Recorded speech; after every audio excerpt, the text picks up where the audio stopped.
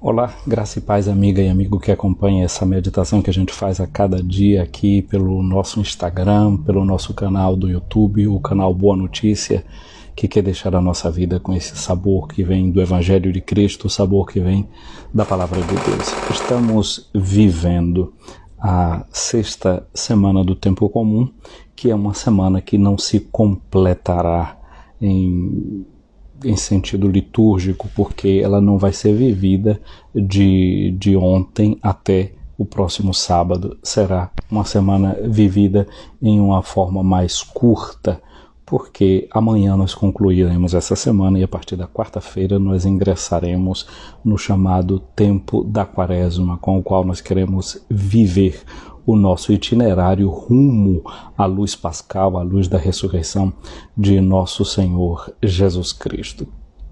A liturgia continua nos apresentando nesses dias o Evangelho de Marcos e depois nós nos despedimos desse Evangelho de Marcos amanhã e vamos retomá-lo lá depois do tempo santo da Páscoa, depois da festa de Pentecostes. Nós, na leitura contínua do Evangelho de Marcos, nós já estamos no capítulo 8º, nessa fase que estamos lendo durante a semana.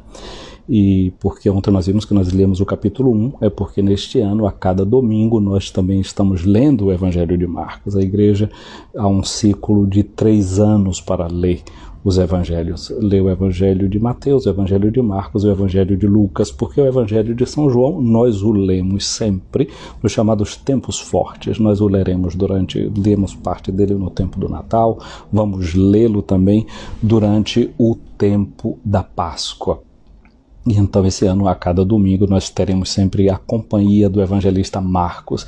Uma exceção nós vamos ter ali naquele período entre junho e julho, quando leremos textos do Evangelho segundo São João, justamente naquele que é o milagre do pão partilhado, o milagre da multiplicação dos pães. Em relação à leitura do Evangelho de Marcos, é interessante a gente relembrar, não é? Marcos escreve o seu Evangelho de uma forma muito breve. É um evangelho que é destinado para aquelas pessoas que se preparavam para receber o batismo, chamados catecúmenos, aqueles que escutavam a catequese preparatória para o batismo. É uma espécie de resumo daquilo que era a pregação de Pedro e que tem como interesse responder a 2 perguntas. O que é que significa ter fé? E quem é Jesus? Para assim nos preparar para sermos de fato seus discípulos. É um evangelho que pretende formar o discípulo, a discípula de nosso Senhor Jesus Cristo. Então, de forma direta ou indireta, no Evangelho de Marcos, nós vamos ter sempre esta pergunta ali como fundo: quem é Jesus? Quem é Jesus? O que é ter fé em Jesus? Nestes dias nós estamos lendo também, como primeira leitura, nesses dias, o livro do Gênesis. E aqui a gente já pode dizer uma coisa, que é a forma como nós na igreja lemos o Antigo Testamento. A gente lê o Antigo Testamento com óculos que nós podemos dizer assim, são cristológicos, o óculos que é o próprio Cristo. É a partir de Cristo que a gente lê o Antigo Testamento. Os padres da igreja consideravam que realmente já lá em todo o Antigo Testamento é o verbo que está falando. Quando um profeta fala, os padres da igreja entendiam que era Cristo que fala através dele, porque Cristo é o verbo. Ele é o verbo que depois se faz carne, mas em todo o Antigo Testamento é o próprio Cristo que fala, em todos os símbolos, em todas as realidades presentes. É um tipo de leitura que em teologia, na história, se chama leitura tipológica, que é uma espécie de tipo, que é uma espécie de modelo. Então, nas figuras do Antigo Testamento, nas palavras do Antigo Testamento, a gente já vê uma espécie de profecia. O Antigo Testamento todo ele é uma profecia do Novo Testamento. E essa é a lógica com a qual, em cada dia de domingo, por exemplo, a gente ouve as leituras do Antigo Testamento.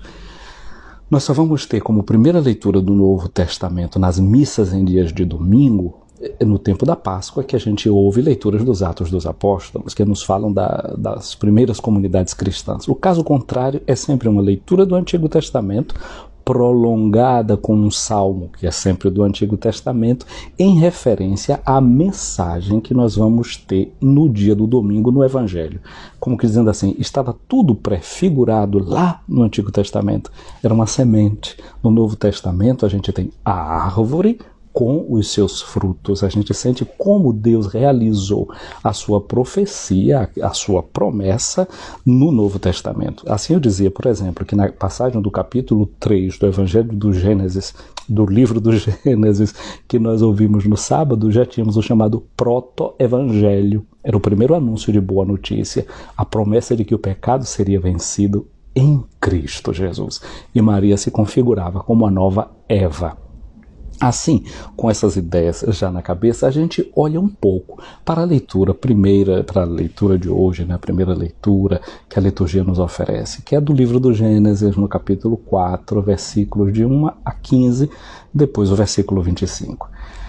É a história de Adão e Eva que continua. Eles tinham sido colocados fora do paraíso, víamos como tinham aqueles querubins que ficaram à porta do paraíso com aquelas espadas flamejantes, não é, para impedir esse ingresso do homem, para roubar, não é, a ter acesso à árvore da vida e viver nessa desobediência eternamente. Aí o que é que acontece? Fora do paraíso, diz-nos a leitura de hoje que Adão conheceu Eva. Esse conhecer aí é o se encontrar enquanto homem e mulher, enquanto esposo e esposa, e diz que ela gerou Caim.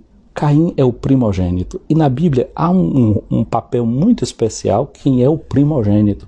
O primogênito é aquele que é o dono da herança, é aquele que herda a bênção, é o primeiro na lista dos direitos. E o nome Caim tem aqui uma coisa interessante, porque na Bíblia eu uso sempre um estilo que depois eu fui aprender o que era isso, né?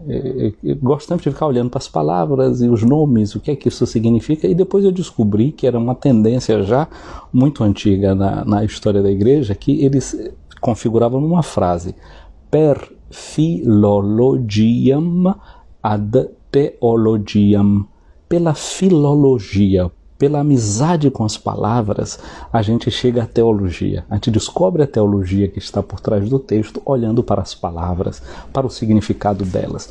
E aqui a gente vê que esse primeiro filho de Adão, ele tem o nome de Caim. Caim significa aquisição. É o ser humano que vai tentar sempre adquirir. No texto de hoje a gente tem como que uma espécie de conflito sociológico, social, político, se queremos, que é a humanidade que faz uma passagem do ser nômade, que cuidava dos rebanhos, etc., e para entrar numa fase de agricultura, que é aquele que está sedentário, que está fixo na terra, que agora mora na terra, não se move, quer ficar ali para cuidar das ofertas, daquilo que a terra pode lhe dar. É o homem também com as suas raízes na sua terra. Quem cuida de um rebanho, ao contrário, precisa estar andando muito de um lado para o outro, é sedentário.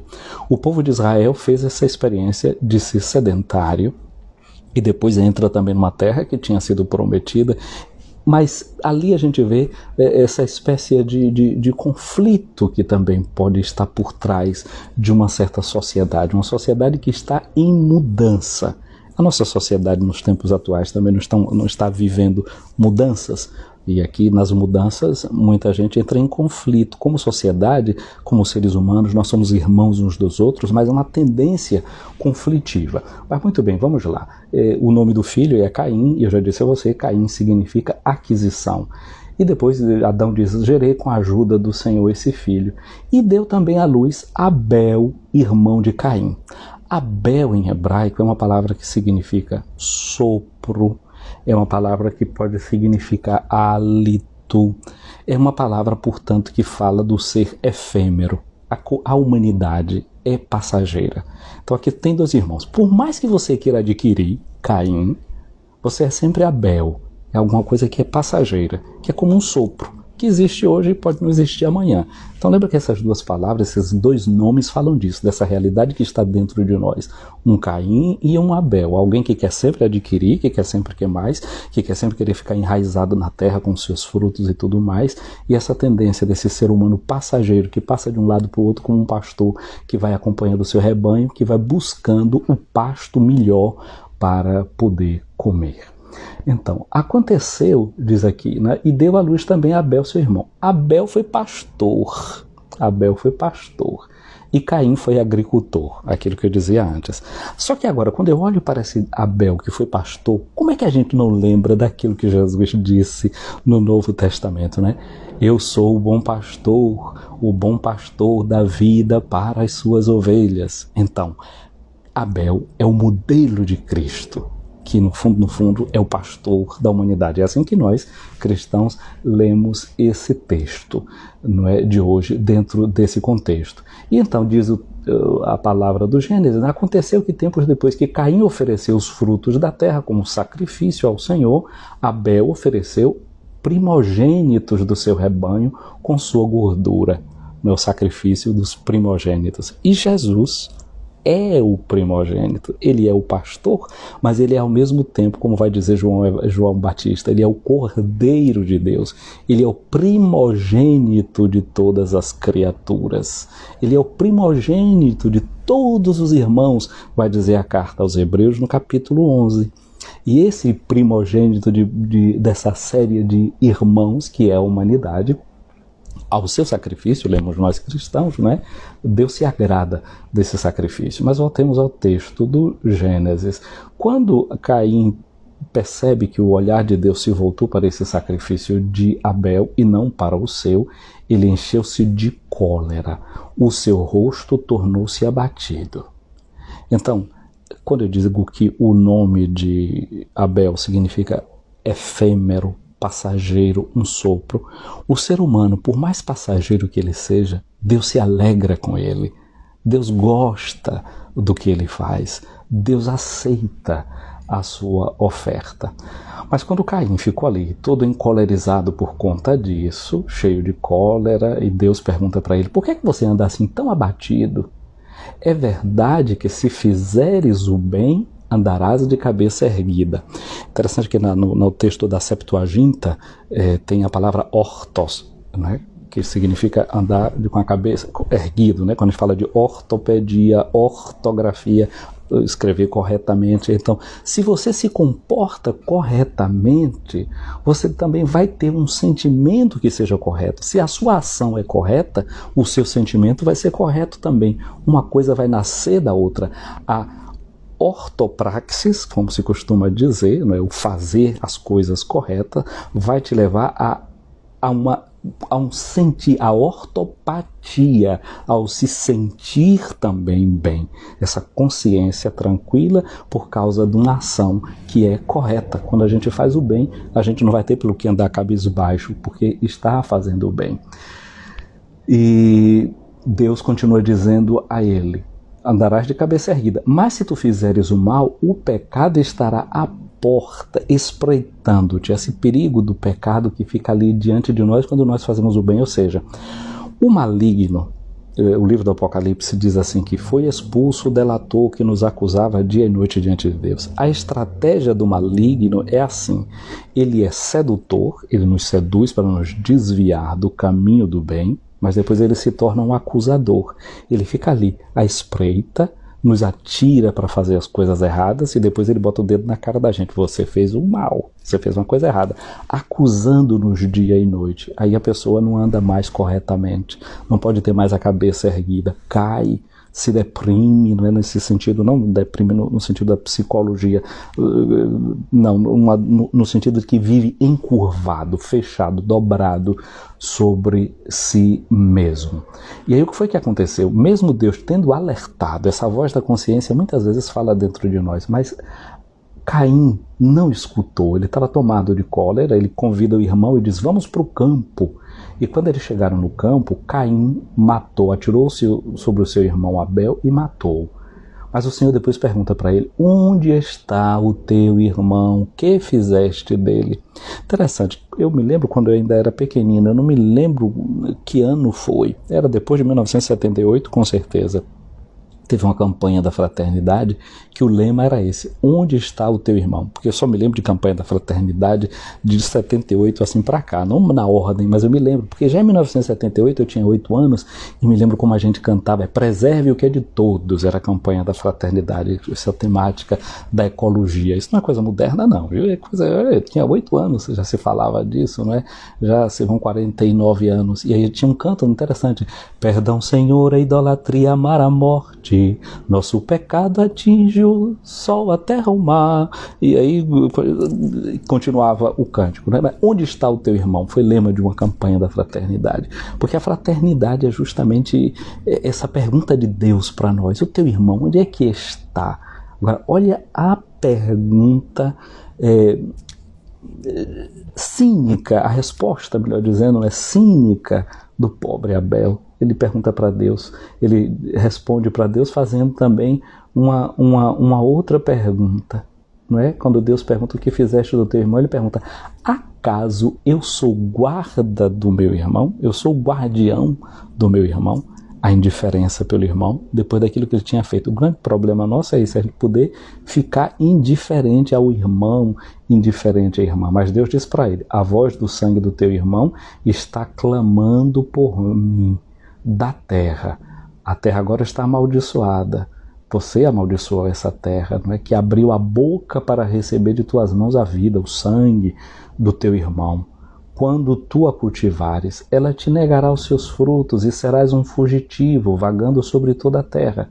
Quando Caim ouviu isso, ele diz: meu castigo é grande demais para que eu possa suportar.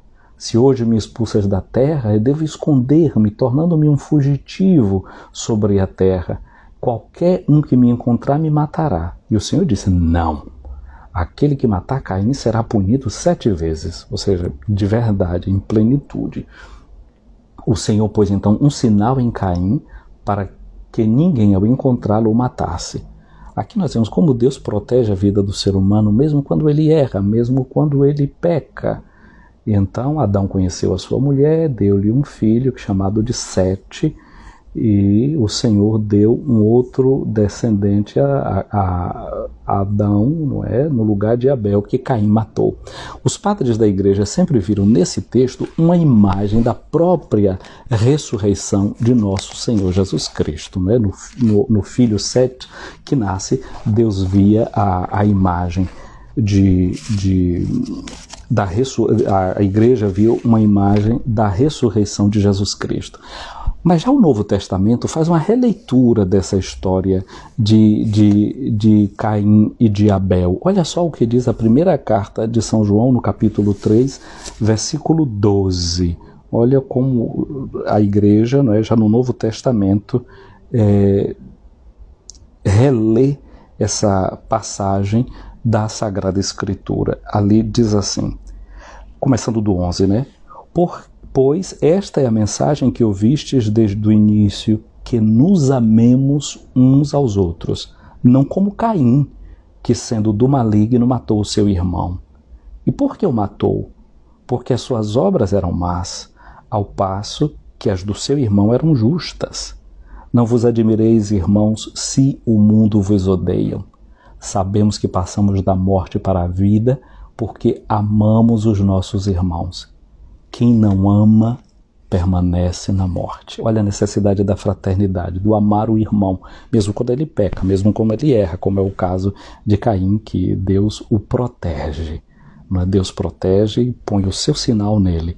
E o sangue de Abel, de novo, vai ser reinterpretado na Sagrada Escritura, na Carta aos Hebreus, no capítulo 11, versículos de 4 a 12, como sendo o sangue do próprio Cristo Jesus. Um sangue, diz a Carta aos Hebreus, mais eloquente do que o sangue de Abel, que é esse sangue que nos redime, que é este sangue que nos salva. Então, dessa forma, a gente lê em chave cristã essa leitura do Antigo Testamento. E hoje temos o Evangelho de Marcos, no capítulo 8, versículos de 11 a 13.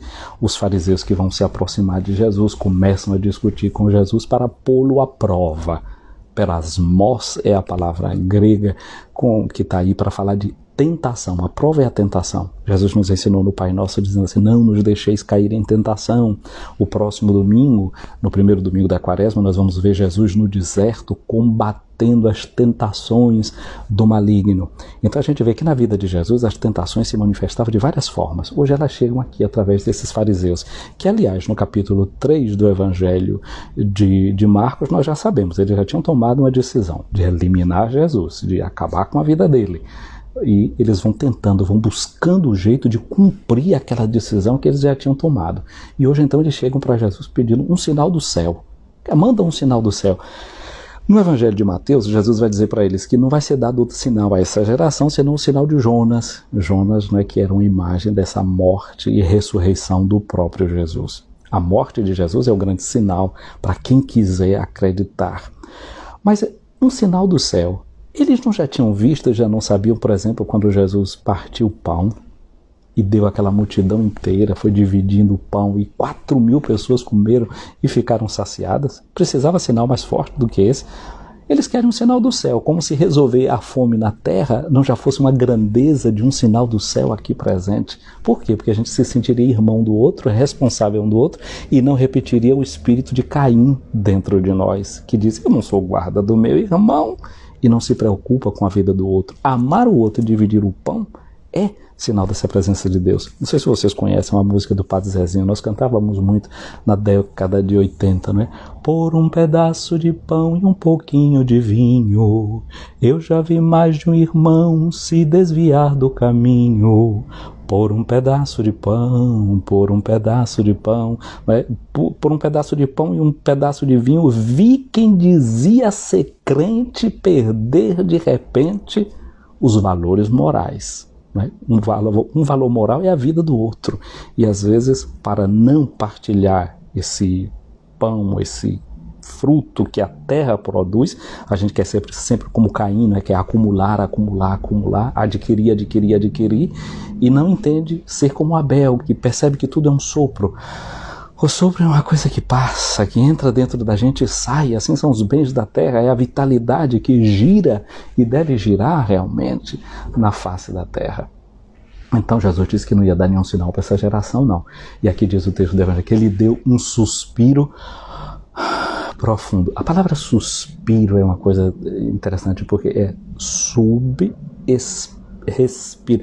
respirar para dentro. Tem hora que a gente precisa fazer isso.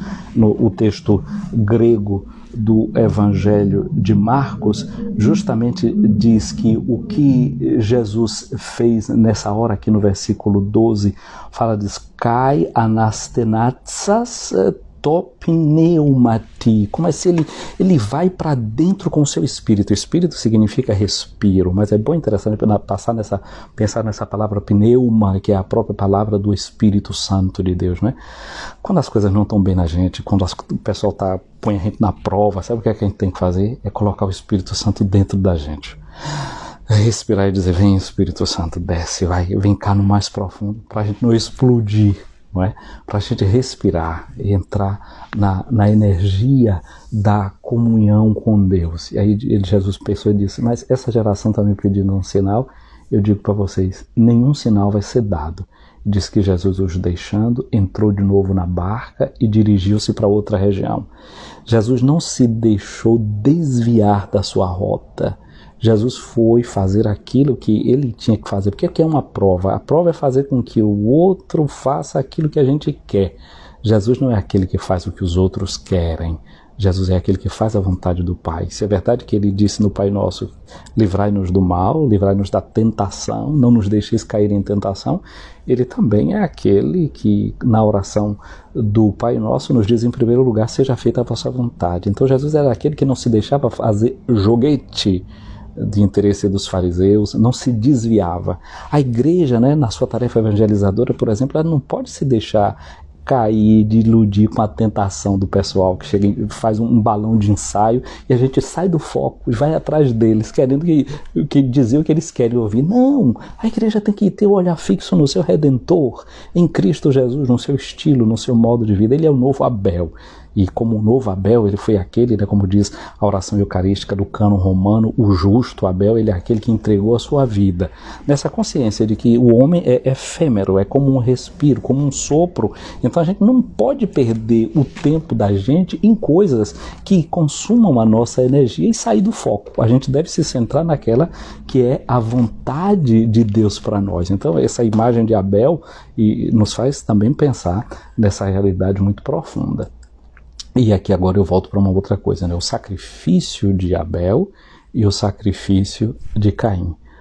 Sacrifício é fazer algo com o sentido de que ela é uma coisa sagrada, uma coisa que nos relaciona com o próprio Deus. Diz que Deus olhou para o sacrifício de Abel e não olhou tanto para o de Caim, ele ficou enraivado. Eu queria chamar você agora para finalizar esse nosso momento com o prefácio eucarístico quarto, onde diz que os nossos louvores, os nossos sacrifícios de louvor, porque é justamente dessa forma que a liturgia hoje continua a primeira leitura com o Salmo 49, que diz assim: imola a Deus um sacrifício de louvor. Mas a liturgia nos ensina que nem o nosso louvor é necessário para Deus, não. Olha o que diz esse prefácio quarto. Na verdade é justo e necessário, é nosso dever e é nossa salvação dar-vos graças sempre e em todo lugar, Senhor Pai Santo, Deus eterno e todo-poderoso. Ainda que os nossos louvores não vos sejam necessários, vós nos concedeis o dom de vos louvar. Eles nada acrescentam ao que sois, mas nos aproximam de vós, por Jesus Cristo, vosso Filho e Senhor nosso. Então vemos em Abel o modelo, né, de Jesus Cristo, e através dele nós queremos entrar no dia de hoje com esse sacrifício de louvor, mesmo sabendo que não são necessários os nossos louvores a Deus, mas nos fazem bem, porque nos aproximam do estilo de Jesus, que era aquele estilo da ação de graças, do louvor. Minha amiga, meu amigo, então a gente vai concluindo por aqui o dia de hoje, mas eu sei aqui, estou vendo muita gente que entrou aqui nessa live, quero abraçar cada uma e a cada um de vocês que acompanhou esse momento de minha pausa aqui nas leituras para fazer esse momento de meditação com vocês. Um abraço aí para Maurício, em Santo Antônio de Jesus, para Mima Costa, agora em Amargosa. Aqui tem um Carlos Magno, meu colega, Carlos Magno Pessoa. Um abraço grande para você, para a dona Eva, para a família toda. Um abraço para a Vani, para Maricete, para Ana Maria aí em Nazaré, para o Wilde Souza, amigo aí de Santo Antônio de Jesus também. Bom dia, Wilde, para você, para Maria Aline, para Emília me costure, está aqui, Emília, colega nossa aí. Um abraço grande para ti, Emília. E depois eu vejo aqui Mari Santo, a foto é pequenininha, mas eu penso que é de Santo Antônio de Jesus. Para Lília, para Vanessa está aqui na Itália, estava aqui em Roma um dia desse, me esqueci como foi o nome da cidade, para onde ela foi agora. Buongiorno, tante belle cose per te. Tatiana, aqui a Ivete Mota, está aqui também. Michele, um abraço, Michele, para ti. Aí Nilo Peçanha, Deus te abençoe. Silvia, Anne, Lani aí em Ilhéus, um abraço grande para você. Meire Moreninha em Amargosa, um abraço grande. Juscelia Lago, Juscelia, onde é que tu é? Não me lembro agora. Ivete Mota, um abraço para você também. Para Rosa Santos, para Núbia Passos, eu penso que Núbia está em Salvador, a origem é Conceição do Almeida. Um abraço, Núbia, para ti. Para Emanuele, para Vani Brito, Senhorinha, para Thaís Janaína, não sei onde é que está de férias, para o meu colega César Augusto, patrólogo aí no nosso Rio Grande do Sul, em Pelotas. Um abraço grande para vocês. Para Jussara, que está aí pelas Minas Gerais, para Emanuele Cândida, para Neuza Andrade aí de Santo Antônio de Jesus, para Nete Cor, eu não sei se Nete Wo bist du denn? In der Schweiz oder em Brasília? Eu não sei se ela está no Brasil ou se ela está na Suíça. Não é, Nete, para o Tiago Souza, para Maluciene, para o padre João Vitor. João Vitor, misericórdia, você aqui, daqui do Pio Brasileiro mesmo, mas é da Paraíba, de Campina Grande. Um abraço grande. Ter a sua escuta me deixa tremendo as carnes, viu? Darcy, tá aqui a Darcy, a Sagrada Família aí, numa livraria de Santo Antônio de Jesus, Cleonice, Edis Andrade Pereira, colega também de estudos de teologia. Um abraço grande, Edis, para você e para todos da tua família. Zenaide, um abraço para você. Zenaide Núbia está lá em Salvador, ela está me dizendo. E tem aqui Gabi, um abraço para vocês todos. E então, que o nosso dia seja abençoado, que essa semana que nós vamos viver seja cheia das bênçãos de Deus, né? Estamos no período de carnaval, imagina, um carnaval sem festa. Mas interessante, só ontem, as ideias me vêm quando eu caminho, na medida que eu caminho é que me vem muita inspiração, e me vem muita inspiração quando eu caminho de noite, sobretudo em noite de lua cheia. Eu amo caminhar de noite durante o período da lua cheia, porque me vem tanta coisa boa, assim, à noite, me lembro da noite da Páscoa, estou vendo aqui me costura, Darcy, tua sogra, né, Emílio? Um abraço, então, para você. E ontem, eu não podia aqui, agora não posso caminhar de noite, porque o parque fecha, etc. Aproveitei que tinha um bocadinho de sol e fui caminhar. E na hora que eu estava caminhando, eu estava pensando na palavra carnaval. Porque eu sempre ouvi dizendo que carnaval significa vale, caro, tchau, carne, adeus a carne. Eu sempre repeti isso que todo mundo diz. Mas quando ontem me abriu assim a cabeça, que eu disse, olha, mas os latinos, quando eles escreviam uma carta, tinha até uma fórmula SVB, EVB, que ali a gente traduzia aquilo, si vales bene, ego valeo. Se valere em latim pode ser traduzido como adeus, mas pode ser traduzido também como o passar bem, né? Quando a gente diz adeus para alguém, passa bem, que significa vale. Mas só que dizia também no início da carta também, se tu estás passando bem, eu também passo bem. Então vale, o passar bem, o carnaval, é quase também para dizer para nós que no nosso corpo nós somos chamados a passar bem, não é? De poder viver a alegria do momento de carnaval para passar bem um período de purificação, de entrada no interior, que é o tempo da quaresma. Então a festa do carnaval não é um convite à dissolução e à dissoluteza, muito pelo contrário, é um convite para essa nossa carne, para que ela aprenda a viver bem nesse mundo, a passar bem. E vai passar bem quem aprende que nessa vida você não é Caim, que quer adquirir sempre cada vez mais, acumular demais. Mas quando você aprende que você é Abel, você é como um sopro, você é efêmero, você passa e aprende a deixar passar também. Então que o dia de hoje a gente bote o bloco na rua interior e deixe passar tudo o que não está bem para a gente ficar melhor. Um beijo grande no coração de vocês, uma boa semana para todos vocês e que sobretudo nos venha a bênção de Deus Todo-Poderoso, o Pai, o Filho e o Espírito Santo. Amém. Uma semana abençoada.